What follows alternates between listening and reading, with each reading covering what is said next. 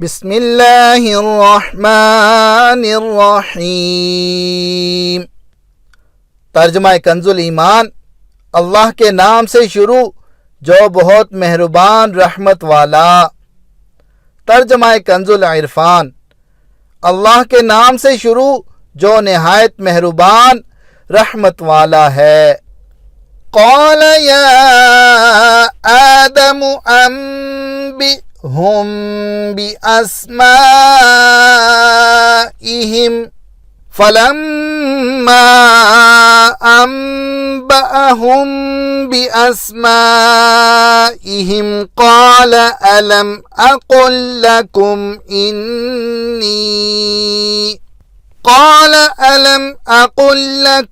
إني أعلم غيب السماوات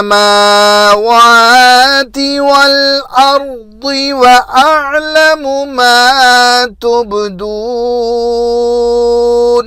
وأعلم ما تبدون وما كنتم تكتمون۔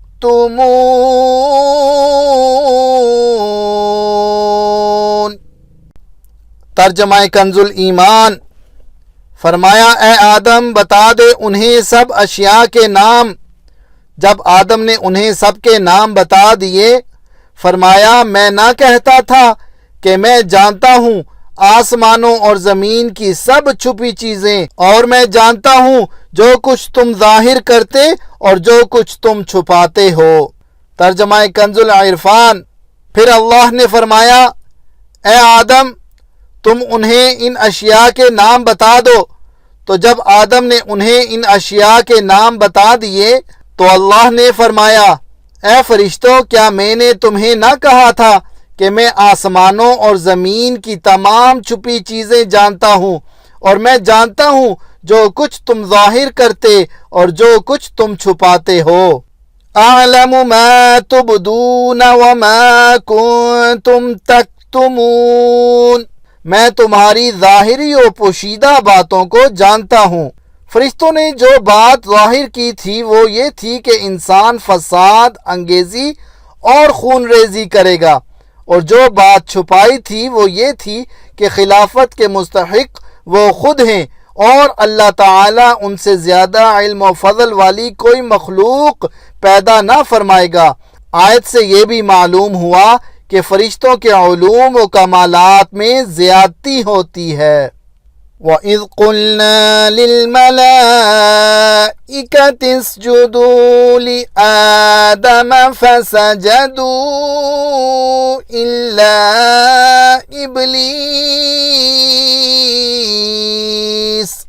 أَبَى وَاسْتَكْبَرَ وَكَانَ مِنَ الْكَافِرِينَ۔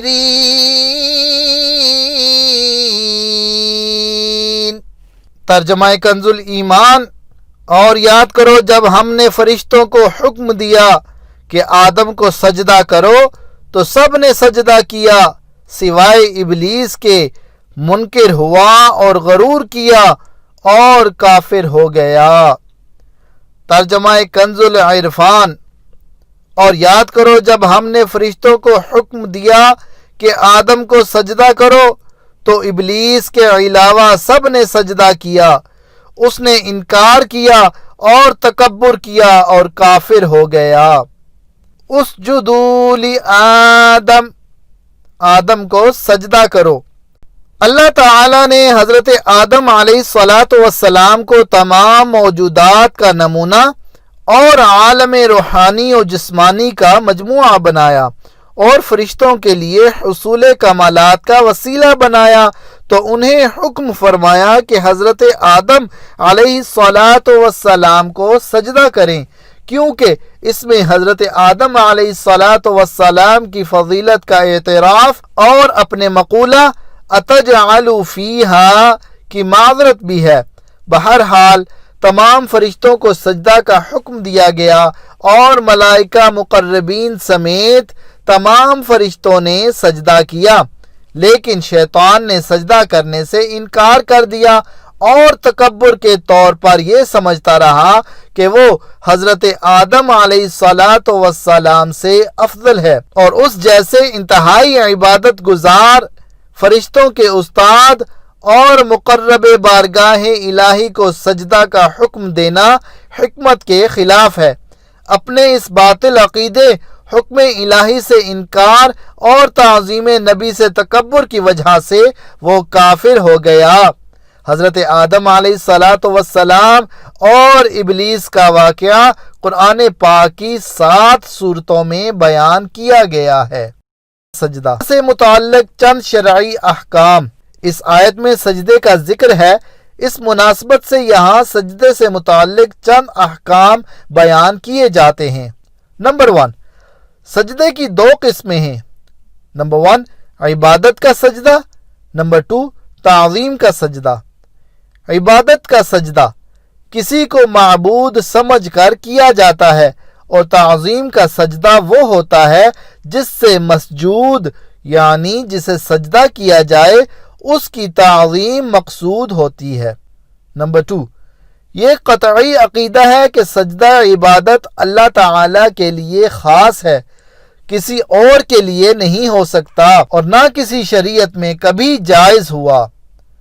نمبر 3، فرشتوں نے حضرت آدم علیہ الصلاۃ والسلام کو تعظیمی سجدہ کیا تھا اور وہ باقاعدہ پیشانی زمین پر رکھنے کی صورت میں تھا، صرف سر جھکانا نہ تھا۔ نمبر 4، تعظیمی سجدہ پہلی شریعتوں میں جائز تھا، ہماری شریعت میں منسوخ کر دیا گیا، اب کسی کے لیے جائز نہیں ہے۔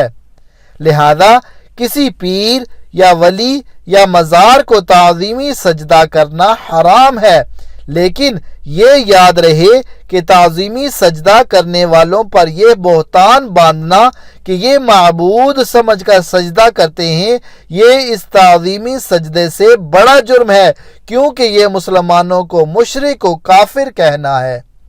اعلی حضرت امام احمد رضا خان علیہ رحمت الرحمن نے غیر اللہ کو تعظیمی سجدہ کرنے کے حرام ہونے پر ایک عظیم کتاب لکھی ہے جس کا نام ہے الزبدۃ الزکیہ فی تحریم سجود التحیہ، غیر اللہ کے لیے سجدہ تعظیمی کے حرام ہونے کا بیان۔ یہ کتاب فتاوی رضویہ کی 22ویں جلد میں موجود ہے اور اس کا مطالعہ کرنا انتہائی مفید ہے۔ تکبر کی مذمت۔ اس واقعے سے معلوم ہوا کہ تکبر ایسا خطرناک عمل ہے کہ یہ بعض اوقات بندے کو کفر تک پہنچا دیتا ہے، اس لیے ہر مسلمان کو چاہیے کہ وہ تکبر کرنے سے بچے۔ حضرت عبداللہ بن مسعود رضی اللہ تعالی عنہ سے روایت ہے، نبی کریم صلی اللہ تعالی علیہ وآلہ وسلم نے ارشاد فرمایا، تکبر حق کی مخالفت کرنے اور لوگوں کو حقیر جاننے کا نام ہے۔ حضرت عبداللہ بن مسعود رضی اللہ تعالی عنہ سے روایت ہے، حضور اقدس صلی اللہ تعالی علیہ وآلہ وسلم نے ارشاد فرمایا، تکبر سے بچتے رہو، کیونکہ اسی تکبر نے شیطان کو اس بات پر ابھارا تھا کہ وہ حضرت آدم علیہ الصلاۃ والسلام کو سجدہ نہ کرے۔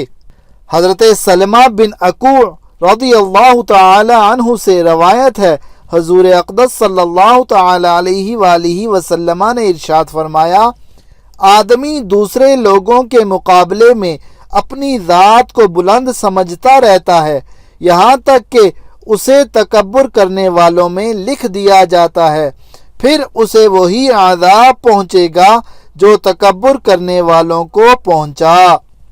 وَقُلْنَا يَا آدَمُ اسْكُنْ أَنْتَ وَزَوْجُكَ الْجَنَّةَ وَكُلَا مِنْهَا رَغَدًا حَيْثُ شِئْتُمَا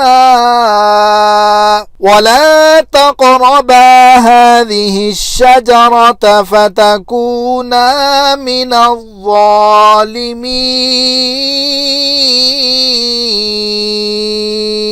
فَأَزَلَّهُمَا الشَّيْطَانُ عَنْهَا فَأَخْرَجَهُمَا مِمَّا كَانَا فِيهِ وَقُلْنَا اهْبِطُوا بَعْضُكُمْ لِبَعْضٍ عَدُوٌّ وَلَكُمْ فِي الْأَرْضِ مُسْتَقَرٌّ وَمَتَاعٌ إِلَى حِينٍ۔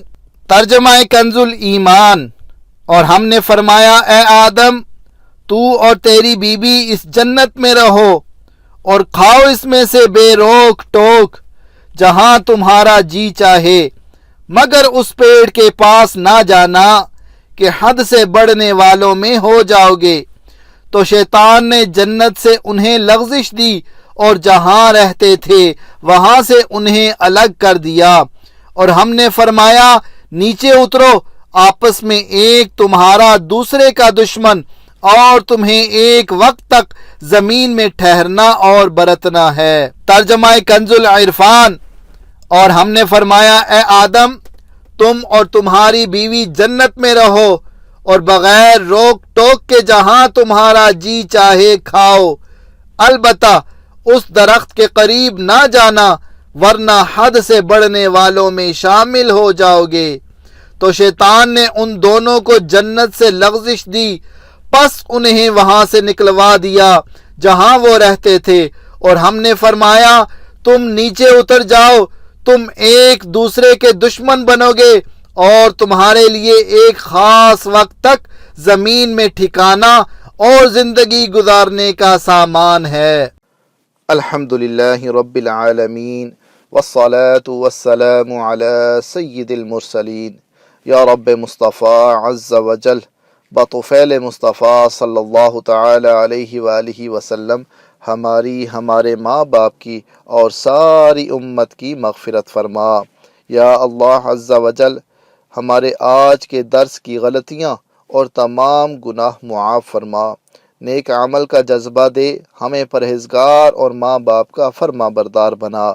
یا اللہ عز وجل ہمیں اپنا اور اپنے مدنی حبیب صلی اللہ تعالی علیہ وآلہ وسلم کا مخلص عاشق بنا، ہمیں گناہوں کی بیماریوں سے شفا عطا فرما۔ یا اللہ عز وجل مسلمانوں کو بیماریوں، قرض داریوں، بے روزگاریوں، بے اولادیوں، بے جا مقدمہ بازیوں اور طرح طرح کی پریشانیوں سے نجات عطا فرما۔ یا اللہ عز وجل اسلام کا بول بالا کر اور دشمنان اسلام کا منہ کالا کر۔ یا اللہ عز وجل ہمیں دعوت اسلامی کے مدنی ماحول میں استقامت عطا فرما۔ یا اللہ عز وجل ہمیں زیر گنبد خضرا جلوہ محبوب صلی اللہ تعالی علیہ وآلہ وسلم میں شہادت، جنت البقیع میں مدفن اور جنت الفردوس میں اپنے مدنی حبیب صلی اللہ تعالی علیہ وآلہ وسلم کا پڑوس نصیب فرما۔ یا اللہ عز وجل مدینے کی خوشبودار ٹھنڈی ٹھنڈی ہواؤں کا واسطہ ہماری جائز دعائیں قبول فرما، آمین بجاہ النبی الامین صلی اللہ تعالی علیہ وآلہ وسلم۔